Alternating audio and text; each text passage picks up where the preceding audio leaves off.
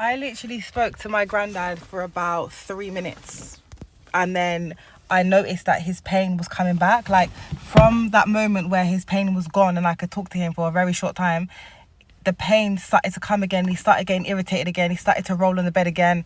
My brother was trying to speak to him as well, and it just wasn't... he was just getting irritated, like, from everything. Like, he didn't want to speak much anymore because he was just irritated. The pain was a lot.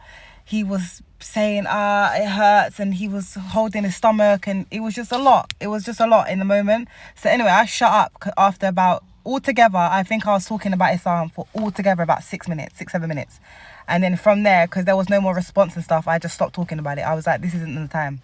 And I also knew, like, I think I should leave now, if that makes sense. Like, he kind of needed to, like, I think they were going to put him on morphine, and he needed to rest. Like, he was just in a lot of pain. So I said to my granddad, I'll come back tomorrow. And I said, you need to rest. So we wasn't there long, and I left. Everything after that was a blur.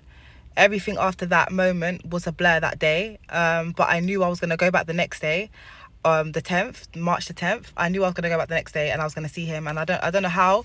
All I knew was that night, the prayers that I made that night, and tahajjud, I prayed the early morning prayer. I prayed, and I was just like, yeah, I don't know how this is going to happen. I don't know if I'm going to have a moment again. I don't know if I'm going to be able to find a moment again to speak to my granddad, but we're just going to run with it. So March the 10th was a Saturday, and got myself ready to go to the hospital.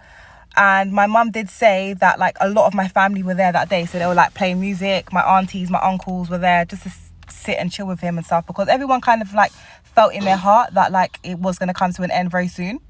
So when I actually got there, everyone, because there was quite a lot of us as well, there was a lot of family that were already there, they just decided, we've been here long enough, so we're going to leave now. And one thing that they had told my mum, like my aunties and my uncle had told my mum, was that we've been here for a few hours and he's not talking to no one. Like, he's just not speaking. He's very much just lying there looking into the sky, like he's not communicating with anybody. So I knew that before I entered the room that he's not really talking. But anyway, I went in the room like my normal self. When I tell you, I never changed who I was. I'm always loud when I go to my granddad's, my nan's house. So I was like, hey, granddad, it's Amina, blah, blah, blah. Like, just regular Amina vibe. Just went in there like it was normal. Like, I really forgot that I was really in a hospital with, like, other wards and stuff around. And he looked around. He looked around for my voice. My auntie and my uncle were both shocked, thinking, like, whoa, he's, like, responding to her. And I didn't know it was that deep, like, in the moment. But I just knew that I'm come there to speak to my granddad, and he was responding to me.